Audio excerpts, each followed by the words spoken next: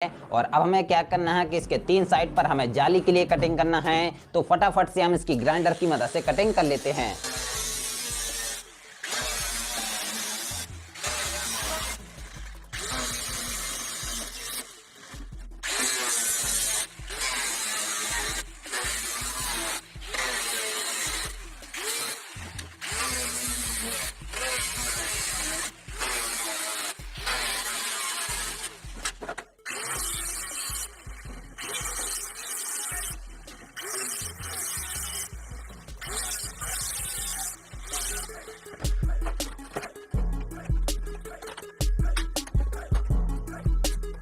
Guys आप देख सकते हो कि हमने तीनों साइड की कटिंग कर ली है और इसे हमने नीचे से करीब 3 इंच छोड़ करके कटिंग की है ताकि हम इसमें पानी को भर सकें। और इसे हमने साइड से 1.5 इंच छोड़ करके कटिंग की है और इसे हमने ऊपर साइड से भी कट कर लिया है। और अब इसकी जो किनारी है थोड़ी थोड़ी निकली हुई है, तो इसे हम हथौड़ी की मदद से कुछ इस टाइप से ठोक करके अंदर की तरफ मोड़ देंगे।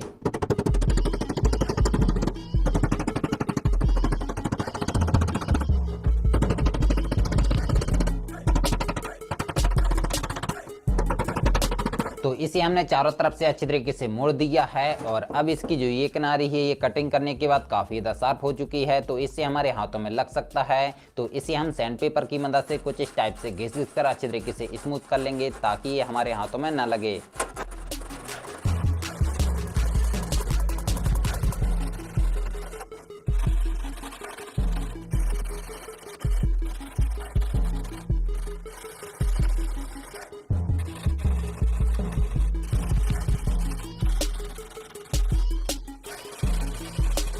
तो इसे हमने सैंड पेपर की मदद से घिस करके अच्छी तरीके से स्मूथ कर लिया है। और अब गाइस इसके आगे साइड पर हमें फैन के लिए गोल कटिंग करना है। तो इसमें हम इस प्रोपेलर को लगाने वाले हैं, तो इसे हम इसके बीचों बीच कुछ इस टाइप से रखेंगे और फिर इसके चारों तरफ की हम कुछ इस टाइप से मार्किंग लगा देंगे ताकि हमें कट करने में आसानी हो।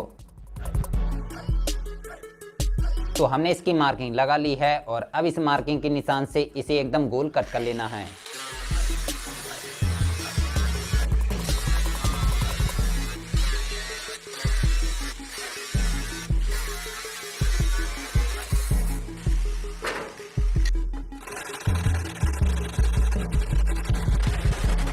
तो भाइयों मैंने इसे एकदम राउंड शेप में कट कर लिया है और इसे मैंने सैंड पेपर की मदद से अच्छे तरीके से स्मूथ कर लिया है। और अब गाइस मैंने एक 775 डीसी मोटर ली है और एक 555 डीसी मोटर ली है। जो हमारी 775 डीसी मोटर है ये बहुत ज़्यादा हाई स्पीड मोटर है और जो हमारी 555 डीसी मोटर है ये भी काफ़ी ज़्यादा हाई स्पीड मोटर है, लेकिन ये 775 डीसी मोटर के मुकाबले इसमें थोड़ा कम स्पीड है। तो इस कूलर में हम इस मोटर का यूज़ करने वाले हैं क्योंकि जो हमारी 775 डीसी मोटर है ये बहुत ज़्यादा पावरफुल है, तो इसकी पावर हमारा कूलर सह नहीं पाएगा और ये कंपन करने लगेगा। और जो हमारी 775 डीसी मोटर है ये हमें 350 से 400 रुपये की मिलती है और जो हमारी 555 डीसी मोटर है ये हमें मात्र 50 से 60 रुपये की मिल जाती है। तो इसलिए हम इस मोटर का यूज़ करने वाले हैं। और अब गाइस हमें इस प्रोपेलर को मोटर में फिक्स करना है, लेकिन आप देख सकते हो कि हमारी मोटर की शाफ्ट थोड़ी सी मोटी है तो ये इसमें फिक्स नहीं हो रही है। तो इसके लिए हम क्या करेंगे कि मोटर की शाफ्ट को हम हल्का सा हीट कर लेंगे और फिर इस प्रोपेलर को हम मोटर में फिक्स कर देंगे, जो कि एकदम अच्छे तरीके से फिक्स हो जाएगी।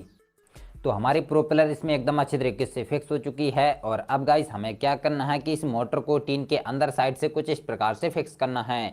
तो इसे फिक्स करने के लिए हमें इसके लिए एक फ्रेम बनाना होगा। तो इसके लिए हमने 1 इंची पाइप से करीब 4 सेंटीमीटर का एक टुकड़ा कट कर लिया है और इसके एक सिरे को हमने पैक करके इसके मिडल में एक होल कर दिया है। और अब इस पाइप को मोटर में फिक्स करना है, तो पहले हम इसकी प्रोपेलर को निकाल देंगे और फिर इस पाइप को हम मोटर में कुछ इस तरीके से फिक्स कर देंगे, जो कि एकदम अच्छे तरीके से फिक्स हो जाएगा। और अब इसके चारों तरफ हम फेविक्विक लगा करके अच्छे से चिपका देंगे।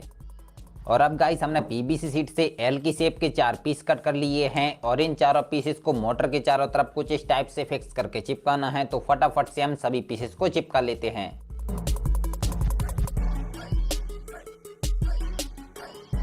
तो गाइस हमने चारों पीसेस को अच्छी तरीके से चिपका लिया है और इसके बाद हमने पीवीसी शीट से कुछ इस टाइप का एक पीस कट किया है। इसके मिडल में हमने एक प्रोपेलर की साइज का होल कर लिया है और इसके चारों कोनों पर हमने 4 छोटे छोटे होल कर दिए हैं। और अब इस मोटर को हम इस पीवीसी शीट पर कुछ इस टाइप से रखेंगे और फिर इसके सभी कोनों में फेविक्विक लगा के अच्छे से चिपका देंगे। तो भाइयों हमारी मोटर का फ्रेम बनकर तैयार हो चुका है और अब इसकी जो प्रोपेलर है इसे हम मोटर की शाफ्ट में कुछ इस टाइप से फिक्स कर देंगे। और अब इसे क्या करना है कि अपनी टीन के आगे साइड एकदम बीचों बीच कुछ इस तरीके से रखना है और इसके चारों कोनों पर जो 4 होल हैं उनकी हम टीन पर कुछ इस टाइप से मार्किंग लगा देंगे। तो आप देख सकते हो कि हमने चारों होल की इसमें मार्किंग लगा ली है और अब इस मार्किंग के निशान से इसमें हमें होल कर लेना है।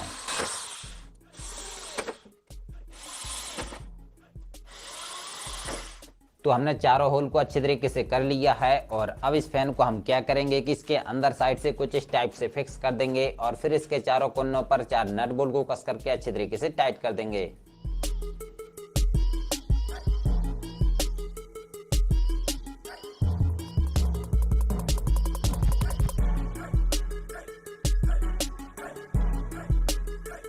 तो हमने इसके सभी नट बोल्ट को कस करके अच्छी तरीके से टाइट कर लिया है और इसमें हमारा फैन एकदम अच्छी तरीके से फिक्स हो चुका है। और अब गाइस हमने जो इसमें जाली के लिए कटिंग की है इसके लिए हमें जाली कट करना है। तो पहले हम इसकी साइज को नाप लेते हैं। तो इसकी चौड़ाई है करीब 6.5 इंच, तो इसे थोड़ा एक्स्ट्रा नापना है तो इसे हम 7 इंच का मान लेते हैं। और इसकी जो लंबाई है वो है 8 इंच, तो इसे हम बढ़ा करके 9 इंच मान लेते हैं। तो इसके लिए हमने कुछ इस टाइप की एल्यूमिनियम की जाली ली है। आप इसकी जगह पर लोहे की जाली ले सकते हो क्योंकि जो एल्यूमिनियम की जाली होती है थोड़ी महंगी मिलती है और जो लोहे की जाली होती है वो थोड़ी सस्ती मिलती है। तो इसमें हम 7 इंटू 9 इंच पर मार्क कर लेते हैं और फिर इसे हम कटर की मदद से फटाफट से कट कर लेते हैं।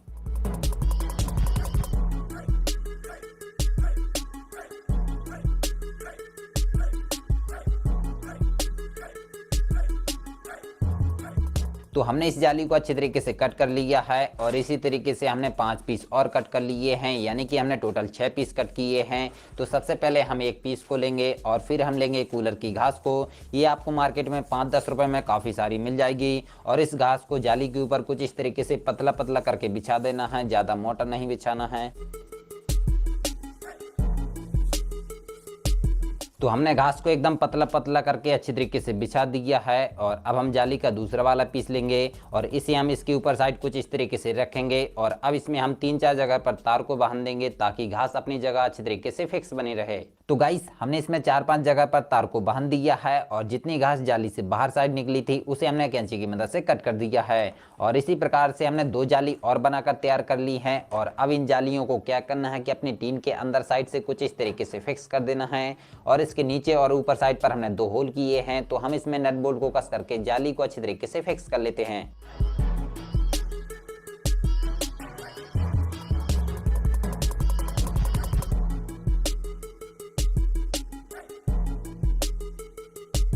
तो हमने इसके ऊपर और नीचे साइड पर नट बोल्ट को कस करके जाली को अच्छी तरीके से फिक्स कर लिया है और इसी प्रकार से हमने तीनों जालियों को इसके तीनों साइड पर अच्छी तरीके से फिक्स कर लिया है। और अब गाइस हमें क्या करना है कि इन तीनों जालियों में हमें पानी गिराना होगा ताकि हमारी जाली अच्छी तरीके से भीग सके। तो इसके लिए हमने एक 12 वोल्ट का वाटर पंप लिया है और इस वाटर पंप को हमने खुद से बनाया है। अगर आपने अभी तक इसका वीडियो नहीं देखा तो लिंक डिस्क्रिप्शन बॉक्स में है, आप वहाँ से जाकर के इसका वीडियो देख सकते हो। और इसके बाद हमने एक वाटर लेवल वाली पाइप को लिया है और इस पाइप के एक सिरे को हम वाटर पंप के आउटपुट वाले पॉइंट से कनेक्ट कर देंगे। और अब इस वाटर पंप को क्या करना है कि अपनी कूलर की टंकी में एकदम सीधा खड़ा कर देना है और इसकी जो पाइप है इसे तीनों जालियों के ऊपर कुछ इस तरीके से फिक्स करना है। तो इसे फिक्स करने से पहले इसमें हमें काफ़ी सारे होल करना होगा ताकि बूंद बूंद करके पानी हमारी जाली में गिरता रहे। तो हम इसमें सोल्डर आयरन की मदद से फटाफट से होल कर लेते हैं।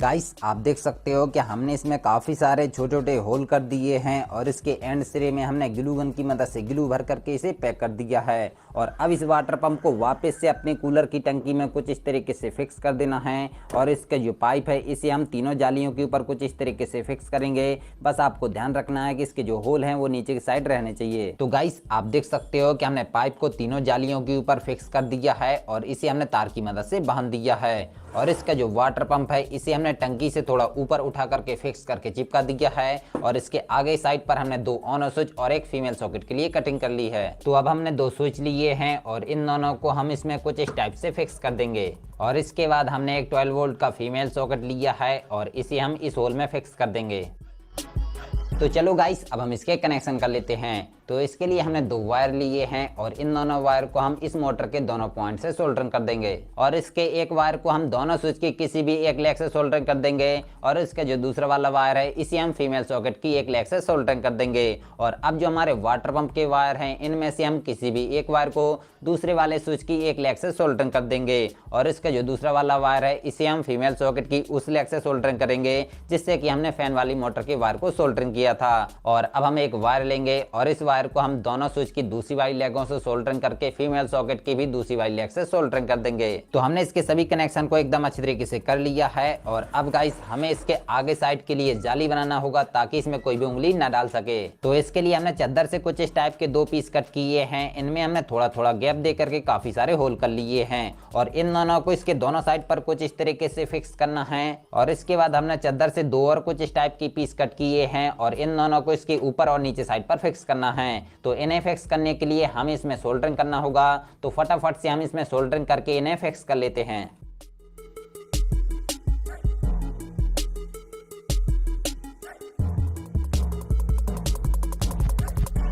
गाइस, हमने चारों पत्तियों को इसके चारों साइड पर फिक्स करके इनमें सोल्डरिंग कर दिया है। और इसके बाद हमने एक तार को सीधा करके उससे 10 से 12 टुकड़े कट कर लिए हैं और इन तार के टुकड़ों को इन पत्तियों के होल में कुछ इस टाइप से फिक्स कर देना है और फिर इनमें भी हमें सोल्डरिंग कर देना है।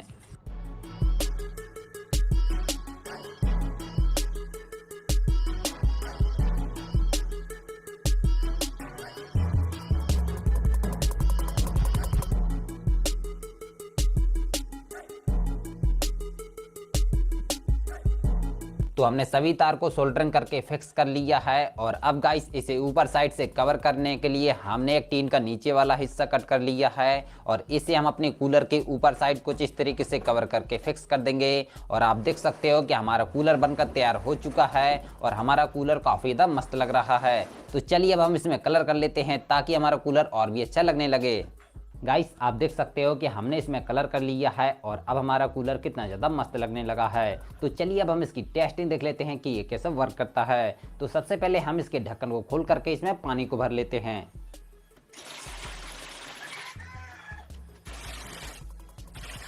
तो हमने इसके अंदर पानी को भर लिया है। तो चलिए अब हम इसके ढक्कन को वापस से लगा देते हैं। गाइस, हमारा ये कूलर 12 वोल्ट पर वर्क करता है। तो इसके लिए हमने एक 12 वोल्ट की बैटरी ली है। आप इसे 12 वोल्ट चार्जर या फिर 12 वोल्ट की पावर सप्लाई से भी चला सकते हो। और इसका जो मेल सॉकेट है इसे अपने कूलर के फीमेल सॉकेट से कनेक्ट कर देना है। तो सबसे पहले हम इसके फैन को ऑन करते हैं। आप देख सकते हो कि इसका फैन चालू हो चुका है। और अब हम इसके वाटर पंप को भी ऑन करते हैं।